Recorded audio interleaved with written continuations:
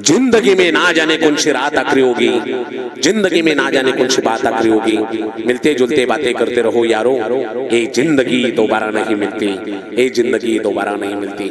आपल्या भावाशी वाद करू नका, बहिणीशी वाद करू नका.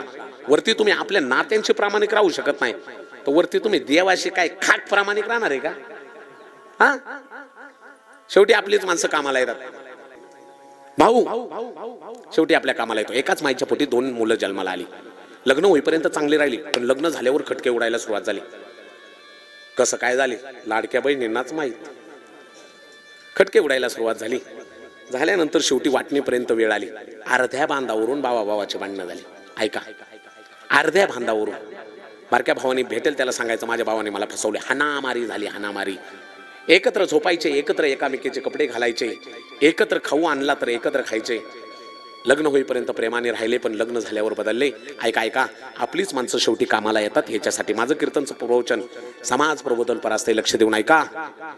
शेवटी 5 वर्ष गेले, बारका भाऊ मोठ्या भावाशी बोलला नाही. 10 वर्ष गेले, बोलला नाही. 15-20 वर्ष गेले, पण 20 वर्षांनी प्रसंग आला. बारक्या भावाचा पोरगा आजारी पडला. आजारी नेलं.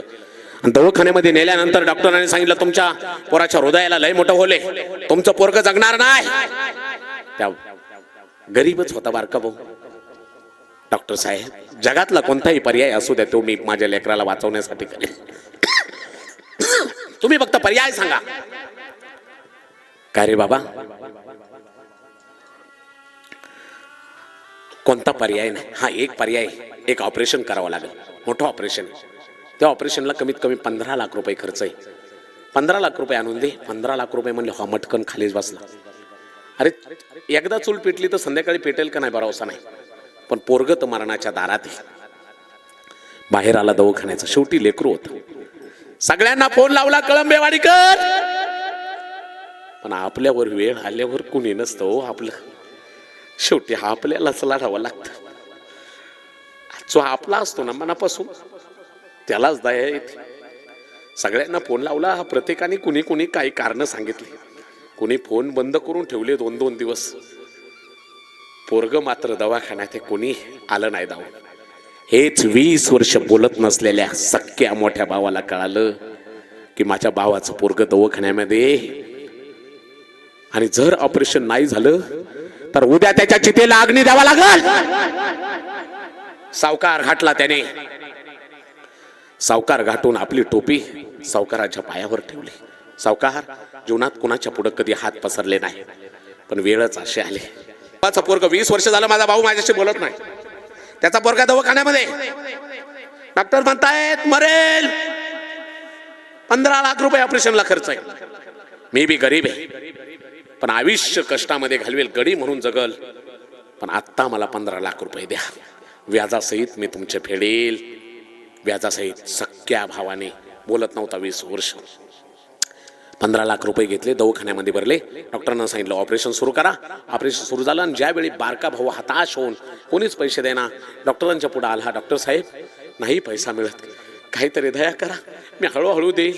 ए काळजी काय करतोस? अरे भरले तुझे पैसे, ऑपरेशन सुरू झालंय, तुझा पोरगा वाचणार आहे. डोळ्यातून आनंद अश्रू वाहू लागले. डॉक्टर साहेब, पण कोणी भरले पैसे? सगळ्यांना पैसे मागितले, अनेकांनी कारण सांगितली, पण कोण आहे असा देव माणूस जो न मागता माझ्या लेकराचं प्राण वाचावं म्हणून त्यांनी 15 लाख रुपये भरले? कोणे कोणे कोणे सांगा ना. त्यावेळेला नाही रे बाबा, नाव सांगता येणार नाही.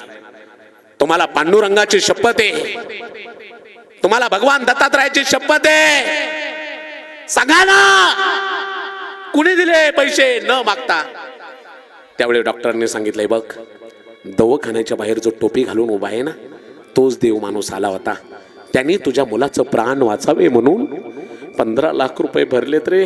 कोण आहे मला माहित नाही, पण तो आला होता. नाव सांगू नका म्हणला. पळतोय जिवंत आकांताने. या कलियुगामध्ये वेळ आल्यावर सगळी साथ सोडतात, पण साथ देणारा, पाठीशी उभा राहणारा कोण आहे? कोण आहे? कोण आहे? कोण आहे? कोण आहे? समोर जाऊन पाहिलं तर एकाच माईच्या पोटी जन्माला आलेला रक्ताचा सक्का भाऊच निघाला. रक्ताचा सक्का भाऊच निघाला. रक्ताचा सक्का भाऊ निघाला. चरणावर डोकं ठेवलं. चुकलं रे दादा माझं, छोट्याशा बांधावरून तुझ्याशी 20 वर्ष बोललो नाही, पण आज कळालं संकट आल्यावर कोणी कामाला येत नाही, शेवटी आपली माणसंच आपल्या कामाला येतात. म्हणून आपल्या भावाशी कधी वैर करू नका. ज्या घरामध्ये 2 भावांचा आणि 2 जावांचा खळखळून हसण्याचा आवाज येतो, त्या घरात सुख कायमचं नांदतं, त्या घरात सुख कायमचं नांदतं, त्या घरात सुख कायमचं नांदतं. ऐका ऐका ऐका ऐका, टाळी वाजवत